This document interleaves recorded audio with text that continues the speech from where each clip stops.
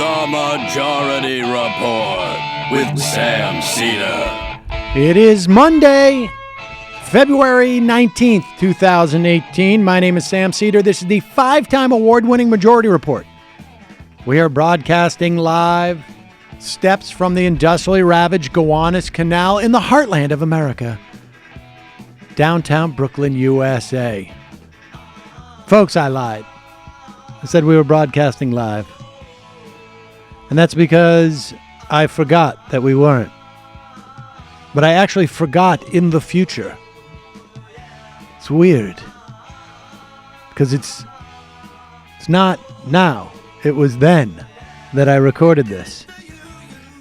I mean, I guess it's always then if I'm recording it, and that's the way you're hearing it.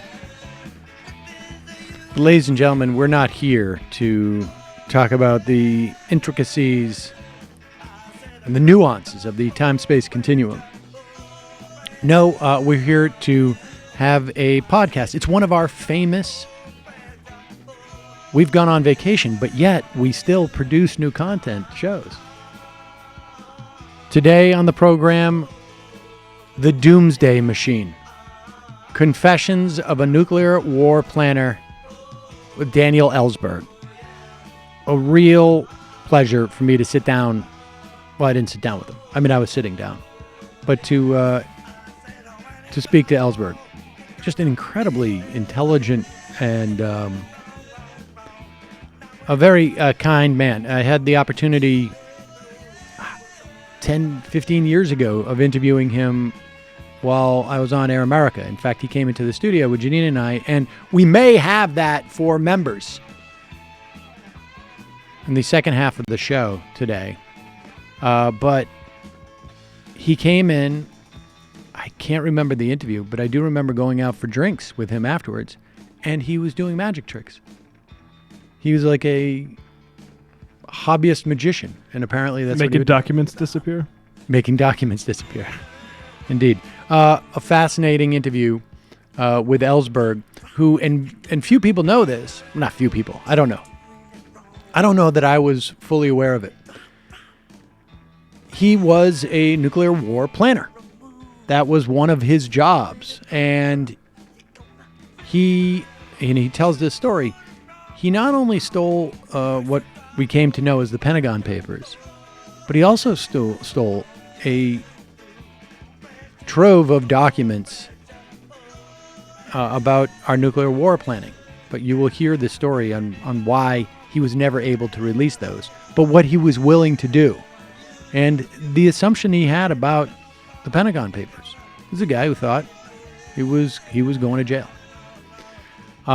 So enjoy this interview with Daniel Ellsberg in just one moment. But first, let me remind you, folks, and I've said this so many times, when it comes to your health, brushing your teeth is the most important thing that you can do.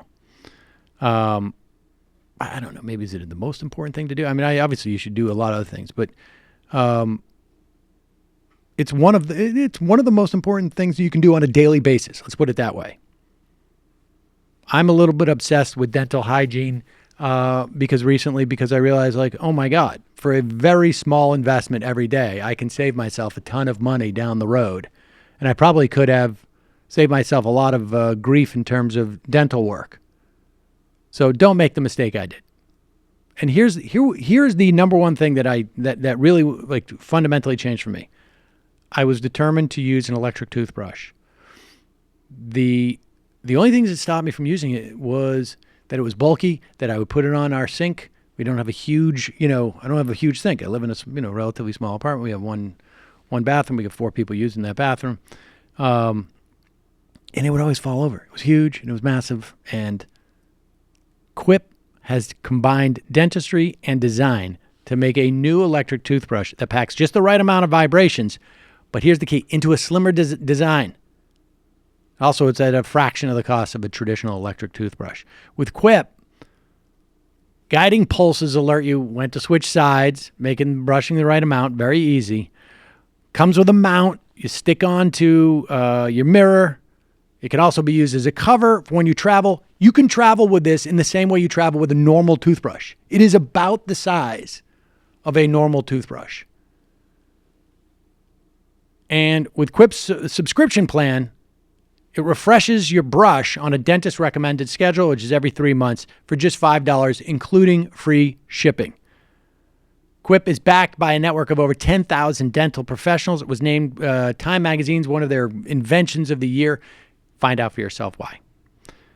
Quip starts at just $25. And if you go to getquip.com/majority right now, you'll get your first refill pack free with a Quip electric toothbrush. That's your first refill pack free at getquip.com/majority.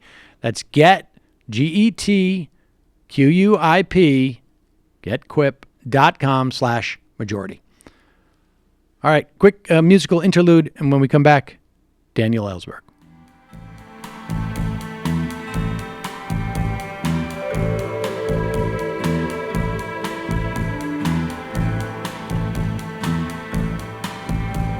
We are back. Sam Seder on the Majority Report on the phone. It is a pleasure to welcome to the program Daniel Ellsberg.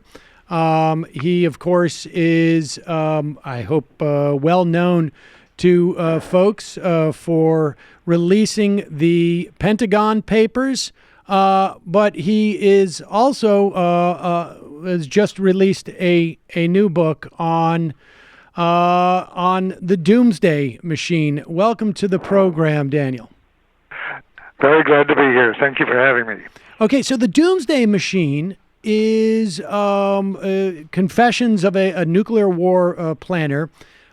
Discusses your time as a nuclear war planner. And let's start off with the intention that you had of not just releasing the Pentagon Papers, but while you were preparing to release those, you were also intending to release papers concerning our nuclear war preparation. Yes, I had a lot of notes from my years working on the command and control of nuclear weapons and nuclear war plans in the late 50s and early 60s. And then I moved over to working on Vietnam in 64. But in 1969, when I copied the Pentagon Papers, I copied everything else in my top secret safe at that time and some other secret stuff with the intention of putting that information out when the Pentagon Papers, the study of decision-making in Vietnam, had as much effect as I could hope for it to have in shortening that war. Unfortunately, I gave all those nuclear notes to my brother separately for safekeeping.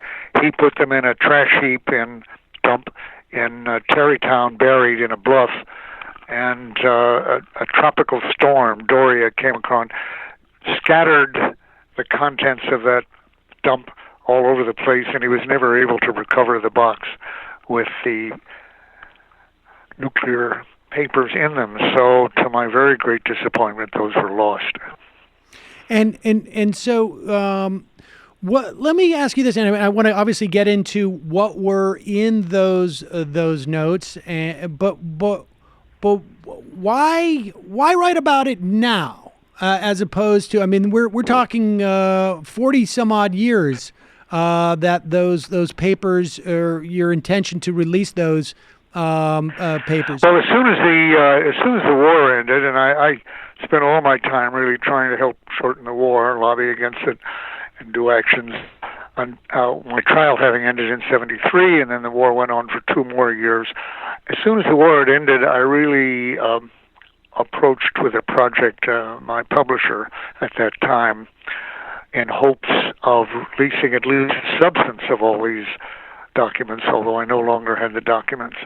I did have some notes still that hadn't been lost with the others.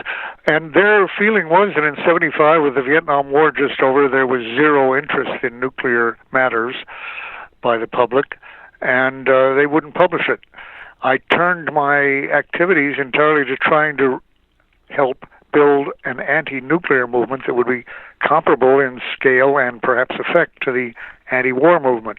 And I really spent the next 40 years mostly doing that. Interesting. And so tell us, I mean, what was your job as a nuclear war planner, and when was it that you first, I mean, when did the worm turn, I guess, for you, like in terms of nuclear war? Well, when I went to the Rand Corporation in 1958 for the summer and then permanently in 59, it was in the context of the supposed missile gap and the possibility of a Soviet surprise attack with their allegedly large number of missiles that would be able to destroy our ability to retaliate. So I was trying to hold off nuclear war. My feelings against nuclear weapons were already very abhorrent, really, but deterrence seemed the only way of avoiding or postponing a nuclear war. And that perception didn't change until late 61, when our secret reconnaissance satellites conveyed the fact that they had almost none of the weapons that had been estimated. Specifically, I'd recently been out to SAC, Strategic Air Command headquarters in Offutt Field, Omaha, and the head of SAC had been reported to believe that the Russians at that time, in August of 61, had 1,000 intercontinental ballistic missiles, ICBMs, at a time when we had 40. In fact, a month later, the reconnaissance satellites revealed that what they had was 4. So we had 10 times as many as they had. They had essentially none, 4 at one base in Plesetsk. So our entire image of the Hitler-like aggressive Soviet Union that was spending every effort to take over the world and specifically destroy their great rival, the United States, was obviously wrong, totally wrong. But rather than rethinking that from ground top, like other people, I really turned to the question of how could we turn this new superiority we just discovered to our advantage in the Berlin crisis of 1961. So looking back, one of the things I have to confess is that I was one of the many, the everybody, who failed to see that this was a time for changing our whole concept of what was possible in the way of negotiation, what was possible in the way of disarmament, and instead just pursuing the process. But you asked me earlier what jobs I had. When I went to RAND in 58 and then 59, I concentrated on presidential decision-making because as an economist, I'd focused on an abstract field called decision theory, making decisions when you don't know for sure the consequences of your actions. How do you act reasonably in those cases? So how would a president act reasonably if he got a warning such as we just had, and 1 million people in Hawaii were just treated with the warning that missiles were on their way? What should the president do if he got a warning like that? And assistants to presidents have gotten those warnings in the past very seriously. Like Hawaii, they were false alarms, and some of them had been human error on our part, some were electronic error or mechanical error.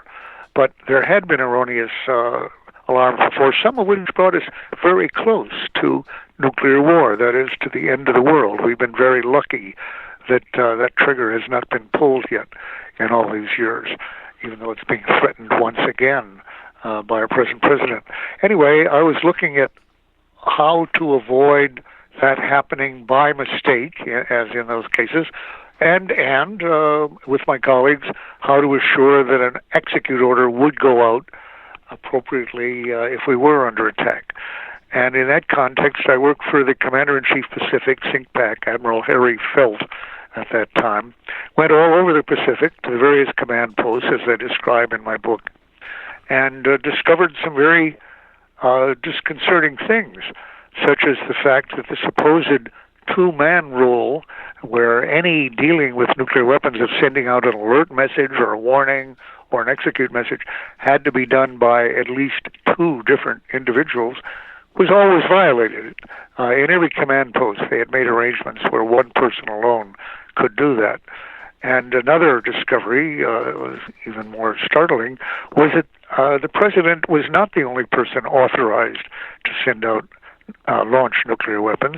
In case of outage of communication from Washington, something that happened part of every day in those days in the Pacific, the Commander-in-Chief Pacific was authorized by Eisenhower to take it on himself to launch those weapons if he felt it was necessary. And he, in turn, had delegated it to others, like the 7th Fleet Commander and Sinkpak Fleet and others. They had delegated, or at least allowed the impression to get further down to very low-level bases, that under conditions of attack, if your communications were out, it was up to the local commander to decide whether to go ahead or not. That was obviously a very dangerous situation. Something like that exists today, and not only in the U.S., but in Russia and I'm sure, in North Korea as well. Okay, so I want to go back. I want to touch again on that delegation, but I just want to just touch briefly again on the missile gap. So there is when you enter into this field, there is a sense amongst the U.S. government that there is a huge missile gap, one which the United States is lagging far behind. Then you get evidence. How widely disseminated was that evidence that, in fact, the missile gap was not, the United States was not lagging to the extent that there was a missile gap? In fact, they were way out ahead of Russia. You mentioned that this was a missed opportunity to reorient, but how much was there, how much of that belief of a missile gap was sort of, was a delusion that I presume would come out of fear, and how much was it sort of expedience to continue to build an arsenal? And then that's a really interesting question, and it's not possible to answer that very definitively even now, I think. I often wondered afterwards whether the high-level military had really known better all that time and were just making this stuff up. There was no question that people I was dealing with in the Air Force at the colonel or brigadier general level did believe what they were hearing from superiors, from Air Force intelligence, that there was all this. There was a dispute between the Air Force and the Army intelligence at that time, where the Army started saying as early as 59, the missile gap kind of opened up in 58 after a Russian-Soviet missile test in 57, which was earlier than we were able to do it. But by 58, the prediction that they would have hundreds going on thousands of weapons began appearing. But by 59, the Army and Navy together were skeptical of that. And ironically, the RAND Corporation, where I worked, where everyone, including the secretaries and the janitors, had to have top-secret clearance, we're not getting the word that the Army and Navy were dissenting from this prediction, because as of, I think it was 59 or even 58, Eisenhower made an order that national intelligence estimates, NIEs, would not go to contractors like RAND. In those days, there weren't as many contractors as there are now. And now, a tremendous part of the intelligence process is done by contractors. But he cut them out at that point, and that meant that the RAND was left with estimates from their major patron, the Air Force. And the Air Force was the one that was making these very high estimates. So to this day, I'm not convinced entirely one way or the other whether the Air Force knew better, but it was the case that the Army and Navy, looking at the same evidence, didn't believe it. And the Army and Navy could have been wrong, I have to say that.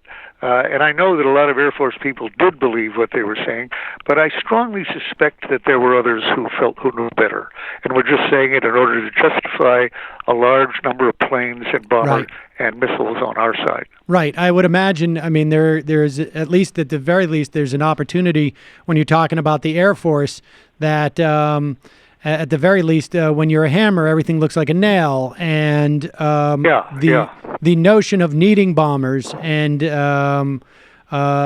such Well, for. to be very specific, they had photographs from things like reconnaissance flights and some balloons that they sent over earlier. Then they had the early U-2 photographs.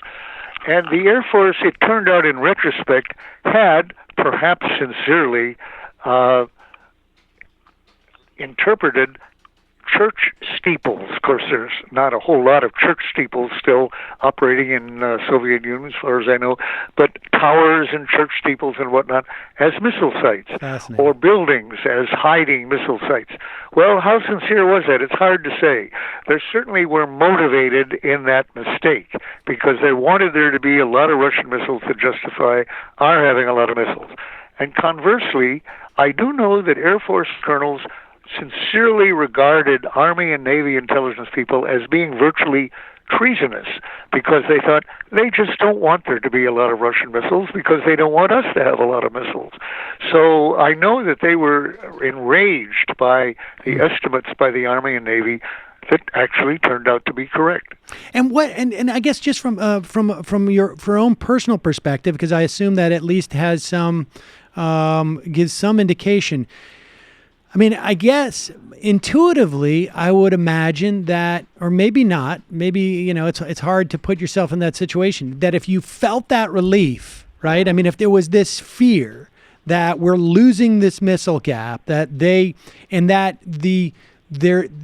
indicative of their intentions of being extremely aggressive and perhaps imperialistic and whatnot, and then find out one day like, oh no, we have the story completely backwards. What is it in? Well before, I'm 86, and I've known for a long time that human and even more organizational perceptions and estimates and expectations are very strongly shaped by interests, by motives, by what you want to be the case or what you want to say. And it's very hard to escape from. At best, you can try to be conscious that this is always a factor and always operating and try to allow for it. But no human can totally allow for it. A lot of it is unconscious, and it affects everybody. I'm sure still me and everybody else. You can't entirely eliminate that. Okay, so you went forward with the notion of, all right, how can we, now that we know that we're not losing this missile gap, how can we then leverage this gap to in our geopolitics? At what point, I guess it was in 1961, that you saw this document as to what would happen, the idea of like how one wins a nuclear confrontation, or rather how it's impossible to win, that we're talking about annihilating everybody. Talk about that. Well, up to that point, I saw these tremendous failings, it seemed like the unsupervised delegation or the violation of the two-man rule. And by the way, that last one is kind of relevant right now because in Hawaii, they just instituted for the first time a two-man rule about sending out alerts instead of having one person do it and confirm it himself or herself. Of course, when I saw that, I took that with a grain of salt, right, because I knew that 40 years ago that rule was supposedly ironclad for sending out alert messages in our thing, and it was just always violated. So whether it'll be violated this time or not, probably yes, actually. It's just too inconvenient to follow those rules. Okay, on terms of the revelation that you mentioned was, I drafted a question for the President to ask the Joint Chiefs of Staff for bureaucratic reasons. I thought it would make them uneasy and in the sparring over whether to change the plans or not, for them to have to admit that they didn't know an answer to the question I drafted for the President, which was, how many people would die if your plans were carried out, your JCS plans were carried out in general war, that is against the USSR, as planned? They didn't just all fail, they weren't preempted, they got carried out the way they were planned. How many would die? And I actually thought that they had not made a calculation of that because my Air Force sources believed they had never seen one, and they didn't think the JCS had calculated that, and I was going to, in effect, embarrass them by that and soften them up for looking harder at their plans. Well, I was wrong, and my sources were wrong. they did have an answer, and they came right back with it unapologetically. And the answer came down to 600 million people, killing that we planned to kill 600 million people if we carried out our plans, especially, essentially in a first strike, in a preemptive strike, which was the preferred way of carrying out a general war. And that included 100 million of our allies, not by hitting them with any warheads, but by the radioactive fallout from our attacks on East Europe, depending which way the wind blew. And of course, East Europe itself was supposedly in those days the captive nations under the Soviet Union. They were indeed satellites that were ruled tyrannically as part of a Soviet empire then.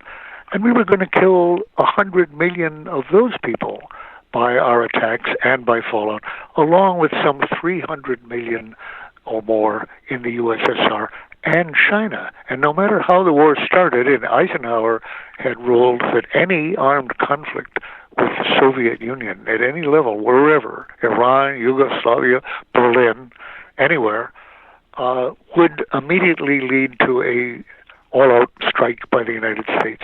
But we would also hit China in that same event. And actually, when that was briefed, the Marine Commandant, General Shoup, said that's not the American way, to kill hundreds of millions of Chinese when it isn't even their fight. But it was the American plan, and it stayed that way. And I was determined to change those plans, but finding out that the Joint Chiefs actually did know or had an answer to what their plans would do was very, very shocking to me. I thought that they were living in sort of denial and not thinking about it, but the idea that people were willing to contemplate killing more than 500 million people was stunning. And I thought, these are insane plans, and the people who have gone along with it, I knew they were very ordinary people, as good bureaucrats and colonels and staffers, and I knew them. I knew they were, drank beer with them. They were not monsters individually, but what they were planning was monstrous. And it was in the name of America. And it wasn't just a plan, it was a plan for using weapons actually on alert, as they are on alert to this day. Would they, I mean, when they would make these calculations, would they, or when they would express it, or when you would talk to people about it, was the feeling like, look, it's our responsibility? Well, I didn't talk to many people about this. This is a big secret. Right. I wasn't even supposed to see it. It was for the president's eyes only, and the reason it was shown to me was that I'd written the question. I drafted the question. So the president's assistant showed me something that was headed for the president's eyes only. It wasn't something I could talk about. So do you think that, do you think that it was one of those things where they're like, well, we got to do these numbers, but this is, we would never do this. We have a plan if... No. It was absolutely a fear. This is early 1961, and the Air Force people in particular thought there was an imminent possibility that over Berlin or some other, next year it was Cuba, we might have to carry out these plans. These were not thought of as just hypothetical academic plans of some sort. This was the operational planning for how to use the weapons actually on existence and on alert, deployed all over the world. Wow. Thousands of vehicles. Wow. And so let's talk about the Cuban Missile Crisis, because we're working our way there from a historical standpoint. And you write that you felt that neither put it this way, that Khrushchev and JFK were more or less bluffing. Like, neither one of them had the intention of actually pulling the metaphorical trigger, but that the fact that neither one of them had that intention, but they came so close, was indicative of how these events sort of take on a life of their own and go beyond the ability of the players to maybe stop it. Well, after 40 years of studying this crisis, in which I participated at the time and then studied with very high classified access the next year, most of what I know about it now is learned much since then, and some of it just this last year or two, because new information from the Russians keeps coming out and elsewhere. I now conclude, contrary to what I thought at the time, that neither Kennedy nor Khrushchev had any intention of carrying out the threats they were making. They were bluffing, and I believe they were determined not to come to armed conflict because of the fear that that would escalate. And yet, they were making deployments to make their threats credible and plausible, just as we're doing right now in North Korea, by the way, on both sides. Deployments, exercises, rehearsals of armed conflict. I don't know whether either side is serious about carrying out those threats. I do know that if one does, the other is almost sure is not going to back down. I don't think so. But it could be that neither will actually let this come to armed conflict. That's a possibility. I would say more likely something will come about in the next 12 months, maybe not right away with the North and South getting together in the next month or so during the Olympics, and it's possible that they will cool things down. But will Kim Jong-un totally stop testing either missiles or warheads? I wish I were confident of that. I wish he wouldn't do it because I'm afraid that will lead to war. But I'm afraid that it's more likely than not that in the course of the next 12 months, he will decide to do that to improve his deterrence, and it will be a mistake because rather than deterring attack, it will provoke attack. And once he's attacked, I think the response by the North Koreans, even if Kim Jong-un is killed in the first stages, the response will still be there. It will not paralyze them any more than it would paralyze the U.S. or Russia to hit our capital cities. We have plans, as Eisenhower made, and it's always been done, we have plans for retaliation despite the killing, the massacre of all of our top decision makers. I'm sure that's true in North Korea as well. So we could be very close, as we were in Cuba, coming back to Cuba, despite their intentions in that case, where they were determined not to go to armed conflict. I would like that to be the case now, and I don't know if it is. But then it was, and yet they came within a hair's breadth of armed conflict, and I don't think either of them could have managed to draw back from that once it got started. If it got started then, you and I would not be talking here. There wouldn't be an alert in Hawaii. It would all be gone, because our attacks on the Soviet Union then would have burned enough cities to cause nuclear winter, as would happen now if we got in a nuclear war with Russia. The firestorms caused by our nuclear attacks on cities would loft hundreds of millions of tons of smoke and toxic black soot into the stratosphere where it wouldn't rain out, and where it would go even higher under the warmth of the sun, and it would stay for more than a decade, lowering temperatures on this Earth with 70% of the sunlight captured and not getting to the Earth's surface, lowering temperatures to winter-like conditions all year, killing all harvests, and starving nearly everyone to death within a year or so. Some would go faster, because our exports from the U.S. would stop right away and from China would stop. They would go sooner, but we would go later unless we'd saved up an immense amount of decades and more worth of food, which we certainly aren't trying to do. And moreover, not many Americans or Russians would be left anyway, thanks to the immediate effects. But the other countries would starve. So that's what's at stake in a U.S.-Russian attack, and that's why I say that each of them has a doomsday machine, a system capable of ending most life on Earth. Probably not all, not total extinction, just near extinction. And there's no just on that, of course. That's an ironic term. But maybe 1% would live, and that's 70 million people. In Australia and New Zealand, eating fish and mollusks from the sea, and maybe not, but probably some humans would live.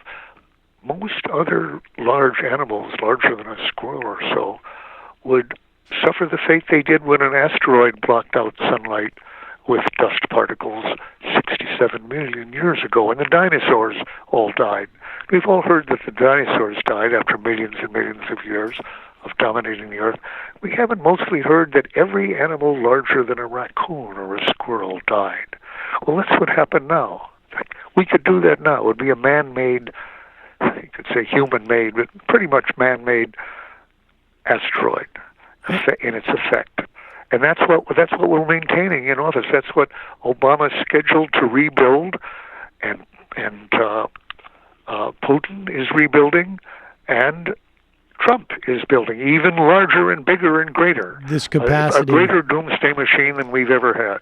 I've read that you were particularly upset about Lindsey Graham's comments that if there was some type of confrontation with the North Koreans, that it would be isolated over there.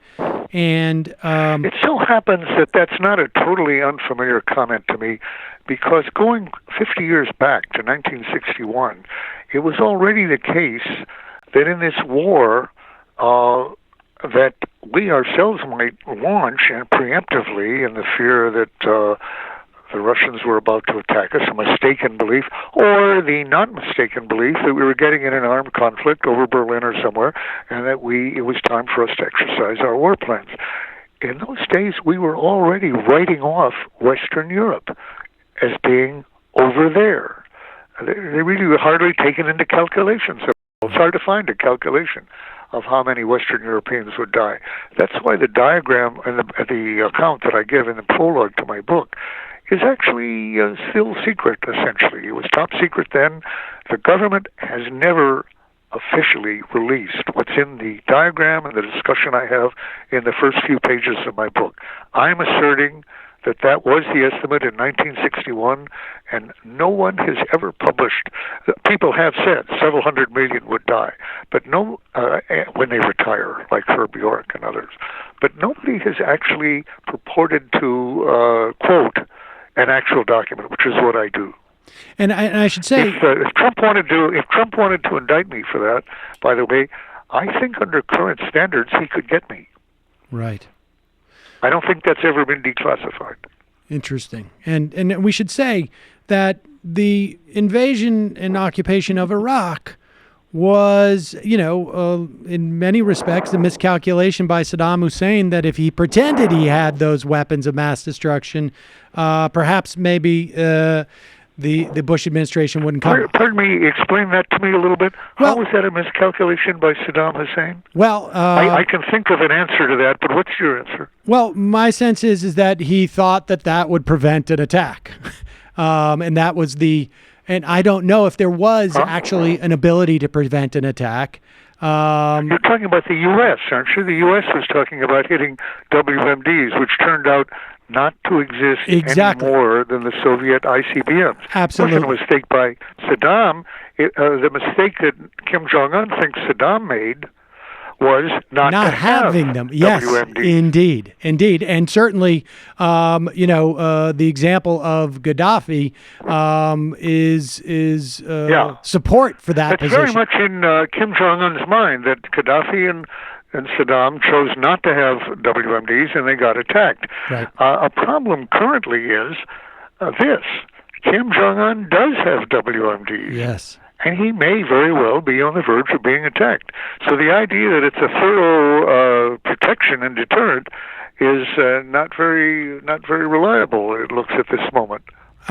You wrote, while you were at Harvard, a paper on the political use of madness. In your book, you suggest that the madman theory may have developed almost parallel to your thinking of it, that it was maybe just in the air at that time. But tell us a little bit about that theory and how much you think it still may be operative, because there's time where Trump sort of projects that that's what's going on here. Like, I'm going to be the madman. I think it's been really characteristic of our policy, more or less conscious, from the very beginning.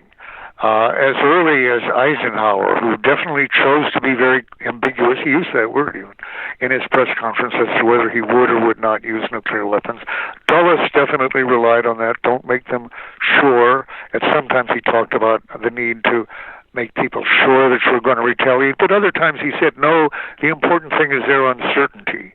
That's going back to Dulles when Nixon was vice president. Nixon, really the same theory was used by Nixon when he was president. He called it the madman theory. But he didn't invent it. The truth is he referred to Eisenhower in that connection. And ever since then, we have a myriad of examples of different officials talking in precisely those terms, that we have to keep the other side uncertain. We can't say no first use, no, we will never initiate nuclear war, because that would make them too certain. It would make them too aggressive. We want them to be more careful and to not be sure what will happen if we do. Of course, the trouble with that is that to make that threat, even ambiguous, credible, we build up a doomsday machine. We didn't have to do that, but we did do it, and we maintain it, and the Russians do the same. And indeed, Kim Jong-un is going now for a better deterrent than he already has. He wants to have an H-bomb and an ICBM going beyond the medium-range missiles that he already has and the A-bombs, the fission weapons he has. Well, he thinks it will give him more deterrence, and it might give him more deterrence. But that's at the very obvious price of possibly provoking the U.S. to attack him, to preempt him. So he's taking a gamble, which is pretty much the same kind of gamble that the U.S. and NATO and the Russians have relied on for half a century. And it's absolutely unjustifiable. It's a gamble that could work. It hasn't led to our annihilation yet. But that's about as reassuring as the fact that New Orleans still existed in the year 2000. It was urgent for them to improve their levees then and strengthen their levees and heighten them, even though there had not been a Category 3 or 5 hurricane the year before or the year after, and they didn't do it. And eventually New Orleans went under. Well, we're talking about something now, a catastrophe of 1 million times greater.